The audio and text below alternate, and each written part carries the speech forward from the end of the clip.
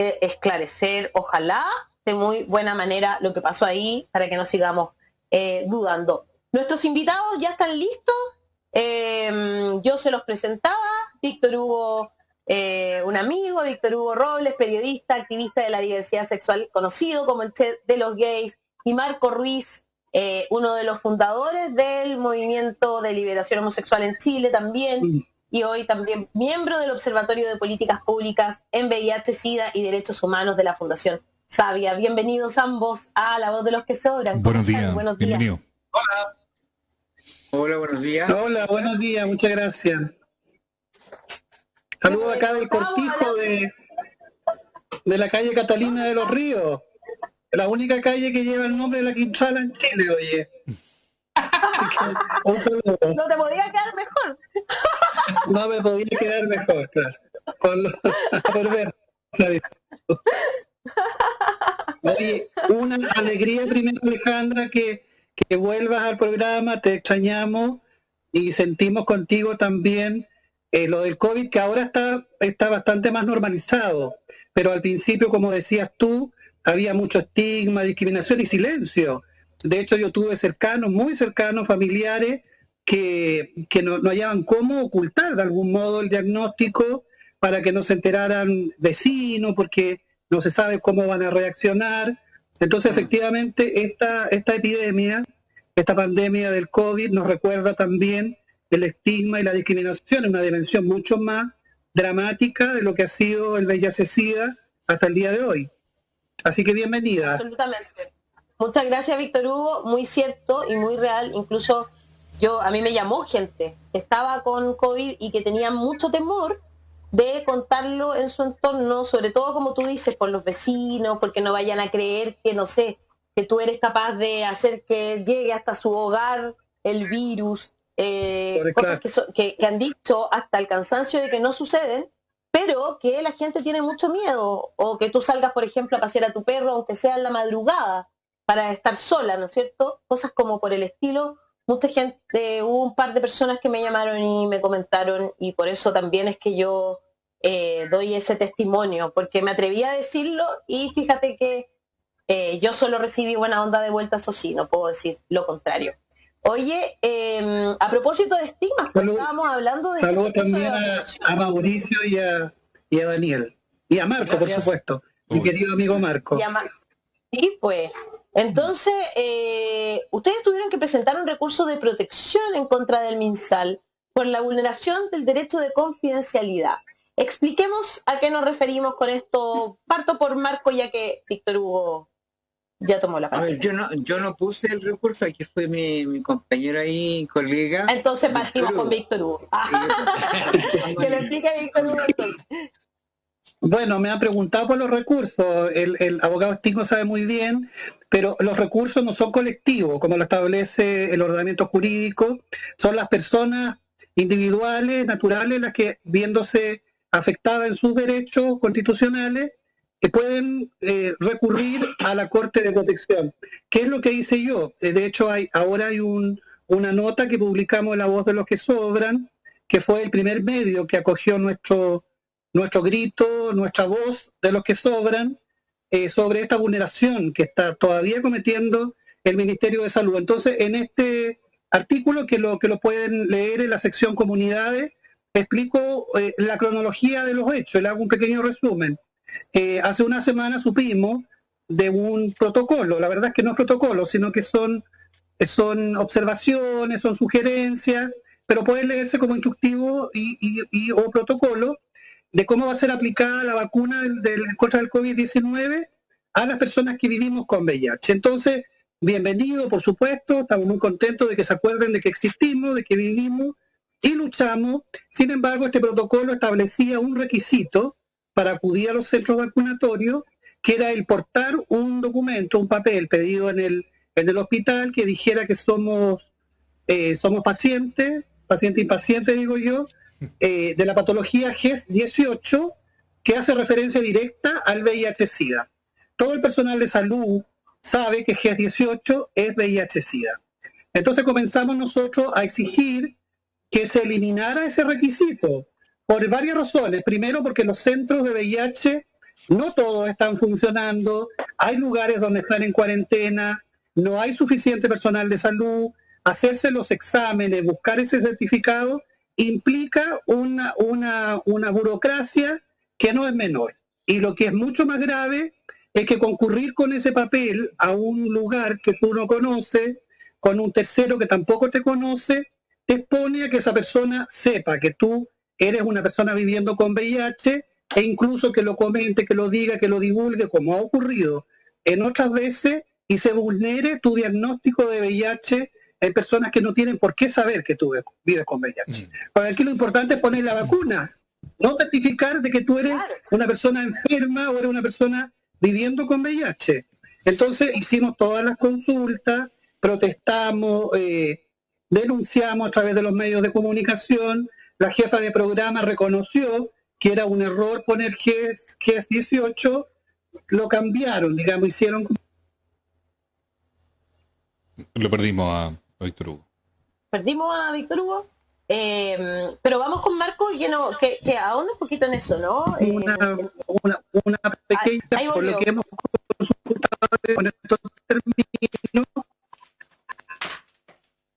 lo que existe y Mauricio, hay mucha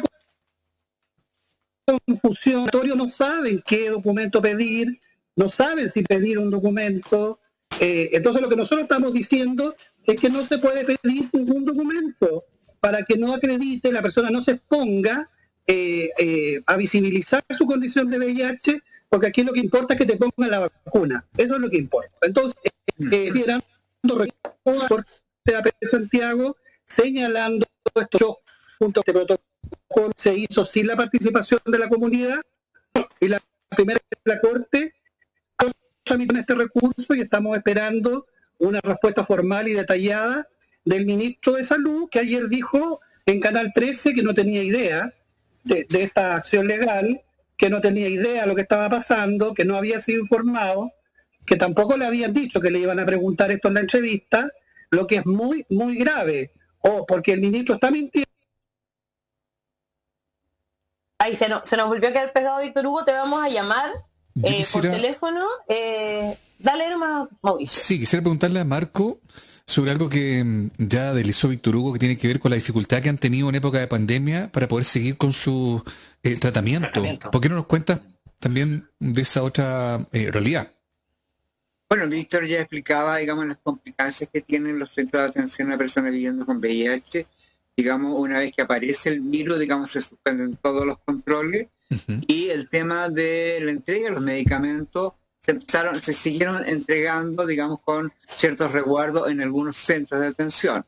Ya cuando la ONU-SIDA y la OMS hacen una indicación que es conveniente entregar medicamentos por más de un mes, cosa de que las personas no estuvieran expuestas, digamos, ir todos los meses a retirar sus medicamentos, además pensando en que toda esta problemática, digamos, de pánico mundial, donde posiblemente en algún minuto se iban a cerrar las fronteras, cosa que ocurrió, ya nosotros empezamos a pensar que en algún minuto íbamos a quedar con un desabastecimiento, digamos, de medicamentos. Cosa que ocurrió, ya. Sin embargo, digamos, se demoraron casi más de 3 meses o 4 meses de sacar, digamos, un ordinario, digamos, para hacer indicaciones que todos los centros de atención entregaron por más de un mes, 2, 3, hasta 6 meses, decía la indicación internacional. Sin embargo, digamos, este mismo instructivo, este oficio, dice que queda criterio, digamos, a los jefes de servicio y los jefes de farmacia, cosa que me parece arbitraria, porque ninguno de aquellos se iba a enfrentar a una situación de quedarse sin medicamentos para el resto de la población, ¿no? Y evidentemente, digamos, acá el tema como opera, ya la administración es demasiado burocrática. Entonces, evidentemente que muchos de nosotros, digamos, empezamos a recibir solamente, digamos, medicamentos por un mes. Nosotros como Observatorio de Políticas Públicas empezamos a hacer un seguimiento, digamos, a nivel nacional, digamos, qué pasaba con los controles, qué pasaba con la entrega de los medicamentos y los exámenes, ¿ya? nos contestaron 150 personas a nivel nacional y todos ya llevaban mucho tiempo. Algunos, digamos, ustedes saben, digamos, que el protocolo de atención para las personas indetectables son 2 veces al año. O sea, eso significa cada 6 meses. ¿Ya? Y las personas que están recién ingresando a los programas tienen atención 4 veces al año, o sea, cada 3 meses. ¿Ya? Por lo tanto, habían personas que ya habían terminado su periodo anterior, los indetectables, y que llevaban cerca de un año sin atención médica, sin control médico. Y eso significa también sin examen. ¿Ya? Por lo tanto, cuando nosotros aparece esto, Víctor ya había puesto el recurso de protección por el tema de los medicamentos. Yo me sumé, digamos, porque en esta encuesta, digamos, había... Perdón. No sé qué es lo que se está cortando. Se nos cuela una voz. No, están dándole instrucciones a Víctor Hugo de que conteste por teléfono, está claro. Que no esté pegado. Sí, que siempre esté conectado, digamos. Están dándole esa instrucción, no hay ningún problema. Dale nomás. Ya, entonces, Dale nomás. Entonces en esta encuesta aparece en mi hospital varias personas que le estaban entregando por 2 meses. Entonces tomé la decisión política, digamos, de hacer este recurso, ya, cosa que todavía está, la Corte Suprema todavía no define mi recurso. Ya pasamos todas las son dos recursos, son dos recursos, no, uno ya lo vio las apelaciones, no, el tuyo es uno, lo vio las apelaciones, pero está en la Suprema. Sí, exactamente. Ya. Y otro recurso de protección está presentado por Víctor Hugo, que es también por un poco el respeto y protección a la vida privada y la honra de la persona, y la protección de sus datos personales. Son diversos, muy bien. Son por razones y son por tiempos distintos, disculpa, y Marco. Los otros recursos, que más bien son 9 recursos de protección presentados en distintas cortes en todo el país, en Santiago, en Concepción, en Iquique, en La Serena, todos esos recursos fueron presentados en el transcurso de, si mal no recuerdo, Marco me puede ayudar, en junio, julio, agosto, septiembre, 9 recursos que apelaban y demandaban la entrega de terapias por más de un mes. Es decir, cuando uno va a buscar su terapia, un mes, te la entregan por esos 30 días, aunque incluso habían casos que entregaban por 10 días. Y lo que nosotros demandamos, que se cumpla la recomendación de ONU-SIDA, que te entreguen de inmediato terapias por 2 meses o por 3 meses, para no tener que recurrir permanentemente al hospital, por el riesgo del contagio del COVID, no solo en el hospital, sino que el micro, y entonces así se evita. Claro. Eso lo conseguimos, pero desgraciadamente no lo han entregado a todas las personas. Lo que sí nos consta en que todos los programas están aplicando esta política que estaba ya instituida por el Ministerio de Salud, pero no la estaban aplicando hasta que los activistas tuvimos que levantar la voz y decir que se aplique y que se cumpla la ley. Y esto ahora es una demanda nueva que tiene que ver con los protocolos de vacunación de VIH. Pero en el fondo, ¿por qué están unidas? Están unidas porque te habla de un descriterio, te habla también de una falta de voluntad política del Ministerio, de escuchar a las personas viviendo con VIH, de integrar a los colectivos de organizaciones, de hacer políticas en conjunto, no improvisar y además, lo que es muy importante, tomar en cuenta la realidad del VIH, porque aparece el COVID y desaparecen todas las otras enfermedades, ¿no? No hay más atención, no hay preocupación, y respecto del SIDA, todos sabemos que las personas siguen teniendo sexo 24/7, me consta, porque sigo las redes sociales y los Tinder, todos esos formatos ahora de encuentros sexuales. Incluso hay fiestas sexuales en tiempo de cuarentena, en tiempo de resguardo, ¿no? Muchas veces sin uso de medidas de prevención, y respecto de lo cual el Ministerio no aplica ninguna política de prevención, ninguna política de urgencia. Entonces, cuando se acabe el COVID-19, ojalá que sea pronto, en algún minuto tiene que terminar, nos vamos a encontrar, ¿no?, con otra gran pandemia que está ahí, que está aquí con nosotros, que es el VIH, pero con cifras mucho más escandalosas que las que ya tenemos. Oye, es verdad eso, como que desaparecen todas las demás enfermedades y solo nos enfocamos en el COVID, y finalmente estamos dejando que pasen otras cosas y no le estamos poniendo atención. Y como siempre, el gobierno, claro, toma decisiones sin escuchar a los protagonistas. O sea, lo vemos en educación, ¿verdad? Lo estamos viendo en cultura y lo estamos viendo también con quienes tienen que vivir con VIH-Sida. ¿Cómo debería ser el protocolo de vacunación con quienes tienen VIH-Sida? Que no sea, obviamente, llevar como un carné más o menos de sí, vivo con VIH-Sida. Claro, el GES 18. Yo creo que hoy día existen las condiciones en cada centro, digamos, que atiende a una persona viviendo con VIH-Sida, vacunar en los propios centros. Primero porque es el lugar más común. O sea, la gente se atiende ahí, no se atiende en la atención primaria.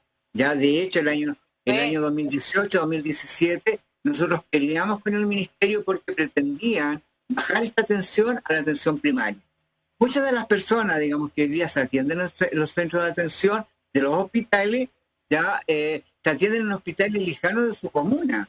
De hecho, yo me atendía, digamos, pero por otras razones, yo vivo en Recoleta, yo me atendía en Puente Alto, lo que significaba que hace 25 años atrás me demoraba casi 2 horas en llegar al Hospital Sotero del Río. Ahora me atiendo en el Lucho Córdoba, ni siquiera me atiendo en el San José, porque conozco la atención del San José. ¿Ya? Ahí hay mucho problema, no es por discriminación, no, claramente, a mí en lo personal, pero sin embargo, digamos, yo llegué hasta ahí y me atiendo en el Lucho Córdoba. Ya, yo no me atiendo, digamos, en el consultorio de acá Recoleta. O sea, que hay muchas personas, digamos, que el estigma, digamos, que ustedes hablaban al principio, se sigue manteniendo. Nosotros en el año 2019, una de las últimas encuestas que levantamos con público en general desde el observatorio, todavía se mantiene más del 80% de 1.200 personas que encuestamos, ya sigue manteniendo en su imaginario, digamos, como situación de discriminación en relación al VIH, la población homosexual, las trabajadoras sexuales y aparecieron la población migrante. Entonces, si tú te imaginas que todavía sigue en el imaginario esta situación, ya, digamos, hoy día en este contexto es mucho más complejo para las personas, digamos, atenderse en un lugar donde se va a encontrar con la vecina, se va a encontrar con el vecino, con los amigos, en fin. Y es más, hasta con algún familiar que trabaje en el consultorio o en la atención primaria. Entonces, hoy día, lo que decía Víctor al principio, este ordinario número 500, digamos, no funciona como un instructivo porque además también deja al arbitrio de quien va a inocular en el lugar del consultorio, ¿no?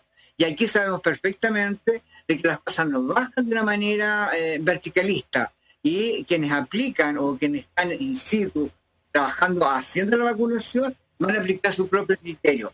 Ya vimos casos, ¿no? En el caso de Viña, cuando parte, digamos, el tema de la vacunación, funcionarios de un CESFA dijeron no, nosotros atendemos a las 11 y atendemos a las 11 y que dejar un montón de personas adultas mayores al sol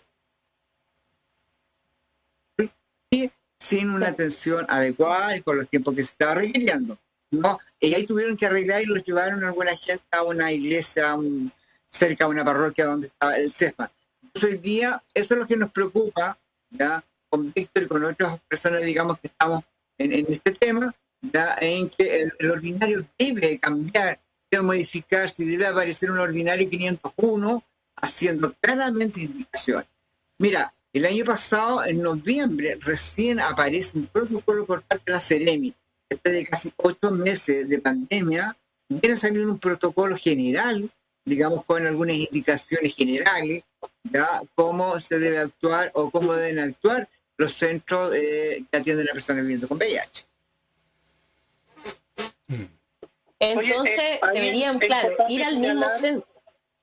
Es importante señalar que las personas viviendo con VIH no estamos pidiendo un privilegio, no estamos pidiendo que se nos trate distinto a las otras personas. Lo que sí queremos es que se reconozca que a diferencia de otras condiciones de salud, vivir con VIH no solo tiene implicancias biomédicas en tu salud. El VIH que provoca el SIDA sigue siendo una enfermedad mortal hasta el día de hoy. No tiene cura, el VIH no tiene cura. Es una enfermedad controlable, crónica, pero no tiene cura. Siguen muriendo personas por SIDA todos los días aquí, producto del SIDA en nuestro país. Entonces lo que pedimos es que se consideren las variantes psicológicas, culturales respecto de esta condición de salud. Porque, insisto, las personas no discriminan por hipertensión o por diabetes. Un diabético puede ir perfectamente a un centro y decir, soy diabético, póngame la vacuna. En cambio, una persona viviendo con VIH, sobre todo en pueblos chicos, ¿no? Pueblos chicos, infierno grande, como se dice, en lugares apartados, en zonas indígenas, donde nadie sabe, nadie conoce la condición de salud de esa persona, que se vive siempre de modo muy angustiante, de modo muy doloroso, de modo muy privado. Ojalá no fuera así. Ojalá existieran muchas más personas como Marco, como otros activistas, como nosotros, que, como se dice, dieran la cara, enfrentaran este estigma, esta discriminación, para ir normalizando una condición de salud que no debiese ser una marca o un estigma, pero es una marca y un estigma. Las personas las despiden de su trabajo, las discriminan, no las aceptan, incluso hay familiares que los expulsan de sus casas. Por ejemplo, ahora a propósito del COVID y a propósito del teletrabajo, porque veo que ustedes, al igual que nosotros, están en sus casas teletrabajando, ¿no? Se les pedía a las personas seguir teletrabajando siempre y cuando acreditaran una condición de salud crónica. Entonces conocemos casos de personas viviendo con VIH de la Universidad Católica o de otros lugares, de otras empresas, importantes empresas, que acreditaban su condición de VIH y no le fue bien. De hecho, a varios de ellos, tenemos un amigo en Talca, que lo despidieron por acreditar su condición de VIH. No. Entonces, es un problema vivir con VIH. Ojalá no fuese un problema, pero es un problema de discriminación y estigma. Por eso pedimos que a las personas viviendo con VIH las pudiese, por ejemplo, vacunar en los mismos centros donde nos atendemos. Ahí están nuestras fichas clínicas, ahí están nuestros médicos, las enfermeras, no hay problema de vulneración de derechos. ¿Por qué a los jueces, por qué a todo el personal, por ejemplo, de la justicia, de los tribunales, les van a poner las vacunas en sus mismos tribunales?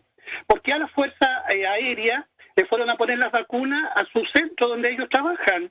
Eso sí que son privilegios, ¿no? Eso sí que son privilegios. Las personas viviendo con VIH pedimos que se abra la oferta de lugares donde poder inocularse, no solamente en el vacunatorio, en el CESFAN, sino que también en el centro de salud donde nosotros nos atendemos. Ojalá vaya mucha gente a vacunarse, nosotros no estamos en contra de la vacuna. Y eso, que esta vacuna, la china, la Sinovac, nada en contra de los chinos, por supuesto, esta vacuna no tiene estudios de VIH, a diferencia de otras vacunas. Pero bueno, mira, han hecho tanto experimento con su cuerpo, que ya a esta altura ya, o sea, a la suerte de la olla, como se dice en buen chileno. Vamos a ponernos la vacuna porque confiamos en estos estudios, pues digamos, estas advertencias de ONU-SIDA que dicen que las vacunas son seguras, lo vamos a hacer por nuestra vida y por la salud no solamente de nosotros, sino que también de nuestro entorno. Lo único que pedimos es que se consideren las variables sociológicas, culturales, de discriminación y de estigma que afectan a la comunidad y también afectan a las mismas personas en su autopercepción. Perfecto, que ha quedado bastante claro de qué se trata el recurso y cuál es la exigencia, ¿no? Me parece que para nada es como tratarnos distintos que los demás, sino que todo lo contrario. Ojalá ahora, que no tengan que llegar a decirlo delante de cualquiera. Mauricio. No, muy breve. Lo pasaste un poco a la rápida, Víctor Hugo, pero yo siento que se podría interpretar también como una situación o de ignorancia o de desdén también, cuando la máxima autoridad sanitaria del país, ayer, al ser consultada, dice como que casi que le molesta que le hagan la pregunta que está fuera de pauta. ¿Cómo se lo toman ustedes, ese tipo de reacción? Mira, lo tomamos mal, porque primero agradecer al colega Ramón Ulloa que hizo la pregunta. No siempre los colegas están interesados, a diferencia de ustedes, en estos temas, porque pareciera ser que estos temas no son temas de interés público. De hecho, la misma directora del medio, Francisca Quiroga, señala que en la misma percepción, las notas, la lectura de notas, cuando se habla de SIDA, no hay mucha visita, ¿no? Entonces uno podría preguntarse, o las personas rechazan estos temas, o las personas no quieren saber también, porque no se quieren ver expuestas, no quieren relacionarse. Nadie quiere relacionarse con una enfermedad. Todas las enfermedades, aunque sea un resfrío, es una complicación, ¿no? Aunque te pegues en un dedo, en el dedo chico. Entonces, pero ya esta es una condición de salud mayor, ¿no? Donde millones y millones de personas han muerto de VIH. Entonces, el ministro de Salud, que es un ministro que ha dicho que tiene un compromiso personal con las personas viviendo con VIH, que él tiene un compromiso con el Programa Nacional de VIH, es bien sorprendente que diga no saber lo que está ocurriendo, porque esta denuncia que estamos haciendo se la hicimos ver a la jefa del Programa Nacional de VIH, o sea que el ministro no habla con la jefa, o la jefa no habla con el ministro. Me consta, porque yo he hablado personalmente por teléfono en este tiempo de pandemia con la jefa de programa, con otros funcionarios del Ministerio de Salud, y todos nos confirman de que esta información está en el más alto nivel, ¿no? Entonces, es muy raro, sobre todo en un ministro que se jacta de leer todas las columnas, todas las crónicas, de saludar a las radios, las archi, las no archi, de ser muy buen animador de su matinal, todas las mañanas, ahora no todas, pero en la mañana en La Moneda. Entonces, sorprendente la verdad es que los minimice, los ningunee o francamente mienta, Mauricio. Si el ministro de Salud está mintiendo, si tuvo la información y se hace el Larry, como dijo la diputada Vallejo, sería muy grave que le mintiera a la opinión pública. El Ministerio de Salud sabe de esta denuncia. El Ministerio de Salud recibió el recurso de protección. La Corte ya le demandó una respuesta. El ministro no puede decir que no sabe. Y si no sabe, es mucho más grave que incluso que mienta, porque estamos entonces en manos de personas que son ineptas. Lo digo francamente con mucha molestia, porque el compromiso del ministro de Salud, el compromiso personal no nos sirve. Lo que nos sirve es un compromiso político e institucional del ministro, de las más altas autoridades y de todas las personas que trabajan en salud, los periodistas, los comunicadores de la comunidad, en solucionar esta dificultad, esta pandemia, este desafío del VIH. Ninguno de nosotros buscó vivir con VIH o adquirir el VIH. Por circunstancias distintas, múltiples, vivimos con esta enfermedad que sigue siendo, desgraciadamente, una lepra, sigue siendo un castigo, como dicen los evangélicos, más radical, un castigo de Dios. Claro, ellos lo transforman en un castigo de Dios, pero para nosotros, por lo menos como activistas, es una oportunidad de comunicar. Entonces, desde acá, desde la voz de los que sobran, llamo al ministro a ser más responsable y a tomar en cuenta a las personas viviendo con VIH y a tomar en cuenta a su jefa de programa. ¿Para qué tienen un programa si no lo van a escuchar, si no lo van a oír, si no lo van a tomar cuenta en las políticas públicas? Mira, compartiendo lo que reflexiona Víctor Hugo, esto no es casual, ya, porque de hace por lo menos una década y media, digamos que desaparece la conocida. Es una decisión política, ya, hacer desaparecer un programa nacional que tiene vinculación con el resto de los ministerios para involucrar y para poder enfrentar eficiente y eficazmente la pandemia, digamos, es una decisión política. Y lamentablemente fue en el gobierno de Chile en que desaparece y rebajan políticamente a un estatus mucho menor, llevándolo a un programa casi al subterráneo. Por lo tanto, además, digamos, el tema de que esté una mujer, menos caso le hace el ministro, digamos, a la jefa de programa. Entonces, acá es una política general en que hoy día el ministro se refiere a esta situación de la manera en que lo ha hecho y de la forma en que lo ha expresado el Víctor Hugo. Claramente no es la única oportunidad. El doctor Santelice, el doctor Manelich han sido de la misma manera refiriéndose a este tema.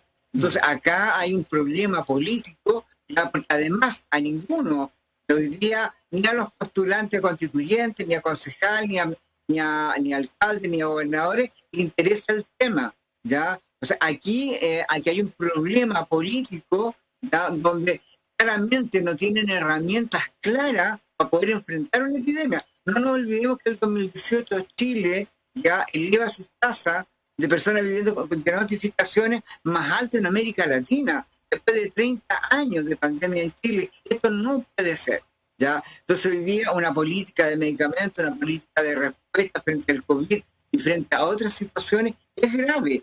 Hace más de 20 años de que Chile no tiene un estudio de comportamiento sexual. Hace más de 20 años que Chile no tiene un estudio de prevalencia. Entonces, cuando uno mira, digamos, cómo se están haciendo las políticas, donde aquí concluyen y confluyen, digamos, elementos sociales, ya aquí es un problema, ¿ya?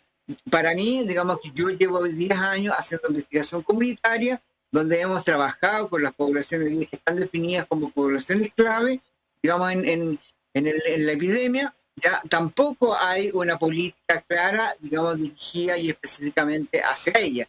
hay una confusión y siguen confundiendo a la población y siguen confundiendo a las personas que vivimos con VIH-Sida. Lo que decía el Víctor Hugo, nosotros afortunadamente venimos desde un lugar político donde hemos puesto este cuerpo político a disposición de los otros, a luchar y a reclamar por estas situaciones. Y no solamente está pasando acá en Chile, ya está pasando en Perú, está pasando en Argentina, está pasando en Ecuador y en Colombia. Las personas hoy día viviendo con VIH-Sida se están enfrentando a una situación con la pandemia compleja y difícil. ¿Ya? Los medicamentos que yo hablaba al principio, ya no pudieron traer medicamentos desde fuera, tuvieron que comprarle la casa. Eso significa por lo menos mínimo 3 meses de tramitación administrativa para hacer una compra de medicamentos a nivel nacional. Entonces hoy día, cuando el ministro hace esta que no sabe, es como también ya el ministro Mañalich conociendo la pobreza en Chile. Entonces yo no sé cómo lo pueden nombrar ministro, ¿ya? Cuando no conoce, digamos, su sector donde trabaja, o no se conecta, digamos, con la jefa del programa, o no le interesa conectarse con la jefa del programa, ¿ya? Porque además, en algún minuto dado, la jefa del programa también tendría que decir públicamente, digamos, cuál es la situación con las más de 50.000 o cerca de 60.000 personas que hoy día viven con VIH. Justo te iba a preguntar, Marco, cuál era la situación en el país, pero antes les voy a leer algunos comentarios. En Facebook, David Pinto dice, gracias al Che por su claridad. Carlos Rojas, saludo al Che de los gays y la performance que hizo de la bandera. Dio la vuelta al mundo. Fue muy comentada por los intelectuales de diversas partes. Es un genio, un luchador de la diversidad, como lo hizo el gran escritor Pedro Lemoel. David Pinto dice, es un gigante, y en YouTube Golondrina dice, todas las minorías han sido muy afectadas. Ya como para ir cerrando, yo quería preguntarles eso, Víctor Hugo y Marco, ¿cuál es la situación del VIH en nuestro país en la actualidad? Porque claro, como bien tú decías, Víctor Hugo, estos temas parece que como que no importaran, como si no existiera, como si la gente ya no se contagiara, como si hay una sensación que el VIH-Sida, como se transformó en una enfermedad crónica con la que se puede vivir, como que ya la gente no se muriera, ¿no? O no se lo transmitiera, no sé. Bueno, todos los días sabemos nosotros de muertos y el VIH existe, tanto así que ustedes están hablando ahora directamente con el VIH. Están hablando con Marco, que vive con VIH, están hablando conmigo, que vivimos con VIH hace más de 20 años cada uno y que somos sobrevivientes del VIH. De hecho, por ejemplo, yo estoy vivo porque falleció una persona y yo heredé esa droga maldita o bendita, y por eso estoy vivo, porque una persona murió. Entonces hubo un tiempo en que no habían terapias para todo, donde se sorteaban los remedios en un papelito en los hospitales, o te asignaban la terapia de la persona fallecida. Ahora, gracias a la lucha, a la persistencia, a recursos de protección, encadenamiento en tribunales de personas viviendo con VIH, que nos enfrentamos al estigma, al miedo y la discriminación, fuimos avanzando en políticas públicas y ahora el acceso al tratamiento tiene características universales y gratuitas en nuestro país.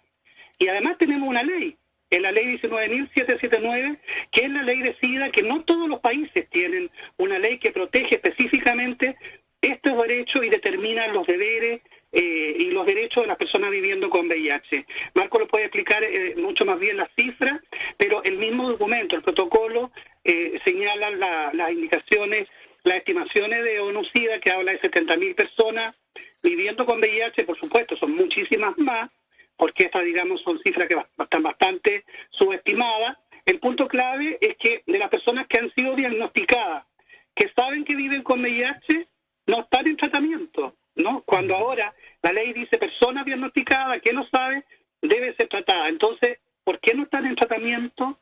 ¿Por qué las personas viviendo con VIH tenemos más incidencia de comorbilidades, o sea, diabetes, hipertensión? ¿Por qué? ¿Será nuestra calidad de vida? ¿Serán los tratamientos? Eso hay que determinarlo. ¿Cuántas personas viviendo con VIH han fallecido a propósito del COVID-19? Y yo hace meses que estoy pidiendo esa información al Ministerio de Salud, y pese a que hay un amparo recogido por el Consejo de la Transparencia, el Ministerio de Salud se niega a entregar esa información. No solo se han negado a entregar los correos, que lo entregaron, digamos, a cuenta gota, los correos sobre los crímenes de salud pública que cometió el ministro Mañalich, sino que también respecto a la terapia de VIH multimed, también respecto a las personas fallecidas. Aunque no lo quieren reconocer, vivir con VIH y además contagiarte de COVID-19 es una carga mayor para las personas que vivimos con VIH. Entonces hay que tomar atención y por eso que llamamos al Ministerio de Salud a tener más responsabilidades. Desgraciadamente, estas palabras del ministro desconocidas, pero hay que también valorar que él diga que no se va a pedir ningún certificado médico que acredite comorbilidades. Y ojo ahí, con esto termino, el ministro no dice que no vayan a pedir otro tipo de certificado, porque en el mismo protocolo se establece, por ejemplo, que las personas viviendo con VIH candidatas a la vacuna, tenemos que tener una carga viral, que digamos son tus defensas, por sobre los 200. ¿Qué pasa con una persona que tiene 159, que tiene 140, que tiene 130? ¿No va a poder ponerse la vacuna? También dice que la carga viral, digamos que el virus que circula por tu cuerpo, tiene que ser menor a 100. ¿No? ¿Qué pasa si las personas tienen mayor a ese rango? ¿Cómo van a certificar ellos estos dos componentes clínicos? ¿Van a pedir un papelito? Como dicen las enfermeras, como dice el personal técnico que hemos consultado, que ellos deberían pedir ese certificado, porque si piden certificado por estos componentes técnicos, no sé si se me entiende, si piden por los recuentos del virus y por tu defensa, es lo mismo que pedir un certificado que acredite que eres VIH. Es lo mismo, claro. No pidan ningún papel, pidan el carnet y que la persona se vacune. Si tarde o temprano tenemos que vacunarnos todos, ¿no? Ahora es prioridad los enfermos crónicos, las comorbilidades y los VIH. No hagan esperar a las personas viviendo con VIH, no le pongan dificultades, no le pongan trabas y pongan la vacuna ya, porque también es un derecho humano ponerse la vacuna y proteger la salud. Muy cierto, Víctor. Mira, Alejandra, el panorama no mejora. Yo estoy totalmente de acuerdo, evidentemente, con el Víctor. Digamos, hoy día, el mismo ordinario aquí tiene una pregunta en interrogante grande. 65.300 personas notificadas por el ISP, son 50.000 las que reciben terapia. Entonces uno se pregunta, ¿y dónde están las 16.000 restantes o las faltantes de esa cantidad? Entonces uno se pregunta, ¿qué pasa con aquello? Nosotros acabamos de terminar en el observatorio una investigación sobre adherencia, ¿no? Cómo la gente toma los medicamentos. Aquí hay determinantes sociales claras que la política pública en esta materia no toma en consideración. Y la gente deja de tomar sus medicamentos por miedo, por cansancio, por flojera, por cuestión económica. Hay como 6 o 7 determinantes sociales que hacen que las personas dejen o abandonen su tratamiento. Lo segundo es que no existe ningún programa, a pesar que el protocolo de atención dice que debe existir un protocolo o una forma de rescate de estas personas, ¿ya? Los hospitales no lo hacen, ¿ya? Entonces puede pasar, digamos, un montón de tiempo que la gente deja de asistir a sus controles médicos y evidentemente, digamos, se empiezan a enfermar. Entonces acá hoy día, frente a este tema, con el COVID se nos agrava la situación, digamos, dado a esta misma situación. Hoy día hay mucha gente que lo más probable esté sin trabajo o le hayan rebajado, digamos, su sueldo a la mitad, por lo tanto tiene problemas económicos. Asistir, digamos, a un centro de atención implica trasladarse en un micro o en el metro que van llenos, ¿ya? Por lo tanto también dificulta todas estas situaciones.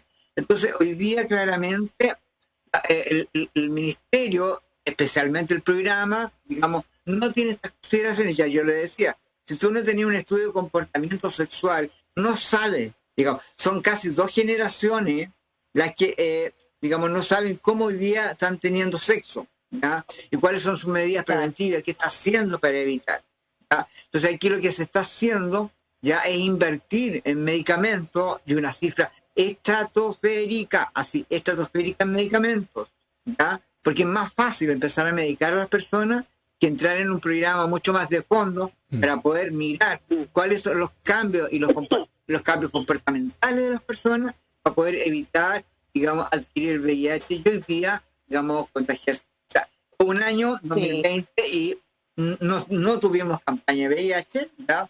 Una campaña que no llega nos cuesta a la ciudadanía más de 600 millones de pesos, ya, y que no sirve para nada, que no tiene ningún impacto en la población, que no tiene ningún impacto en la reflexión de la población frente al tema. Entonces hoy día, evidentemente, el ministro tiene que ponerse las pilas, tiene que ser claro.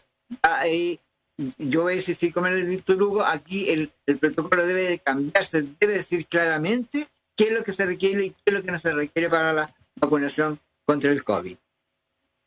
Muy bien, Marco Ruiz, Víctor Hugo Robles, muchas gracias por estar esta mañana en La Voz de los que Sobran. Gracias, muchachos. Muchas gracias. Hay mucha gente escribiendo a través de las redes sociales. Un minutito, nomás un minutito. Primero valorar y destacar el trabajo que haces tú, que hace Mauricio, que hace Daniel. No han sido tiempos muy fáciles este último momento, pero agradecer el trabajo que ustedes han hecho, la fuerza también y la importancia de respetar, por supuesto, siempre los derechos de los trabajadores. Agradecer a ustedes, invitar a todos los otros medios de comunicación a integrar en sus pautas de trabajo, de visibilización, los temas que están cursando en el territorio, que es el VIH, y a los candidatos a la constituyente, ahí está Daniel, que estos temas de salud pública, de VIH, tengan una máxima prioridad en el debate constitucional, y a los candidatos presidenciales, los candidatos de todos los colores políticos, como dicen las vecinas, que todos los colores políticos incorporen estas demandas, estas necesidades también en su urgencia. Desgraciadamente, ¿no? La candidata Narváez, la menciono a ella, porque hace muy poquitos días, cuando hacíamos esta denuncia, estuvo en un foro con representantes de ONG, de LGTBI, de diversidad sexual, no tocaron este tema. Entonces, llamo a la candidata Narváez, ¿no?, que tome este tema también como una urgencia, y llamo a todos los candidatos presidenciales, incluyendo, por supuesto, a los candidatos Jadwe, a la candidata Giles, a la abuela, como se le llama, y por supuesto también al candidato Ladina, a los candidatos de derecha, porque el VIH no discrimina ni izquierda, ni derecha, ni centro. Nos afecta y nos involucra a todos, a todas y a todos. Así que muchas gracias.